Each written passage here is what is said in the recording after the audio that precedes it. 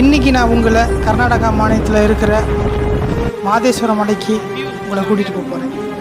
மாதேஸ்வர மலையிலேருந்து 7 மலைகளை கடந்து தான் இந்த நாகமலைக்கு பயணம் பண்ணி போகணும். இங்கே போகணுன்னா ஜீப்பு வசதியாகவும் போகலாம். ஆனால் ஃபாரஸ்ட் டிபார்ட்மெண்ட்டு குறிப்பிட்ட இடத்த தான் அனுமதி பண்ணியிருக்காங்க. அப்படி இல்லைன்னா நான் எங்களை மாதிரி ட்ரக் பண்ணி கூட போகலாம்.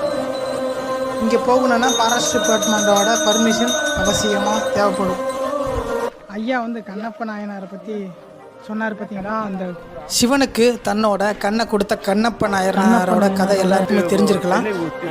அந்த கண்ணப்ப நாயனோட வம்சாவளிகள் இந்த மலையில் தான் வாழ்கிறாங்கன்னு உங்களுக்கு தெரியுமா?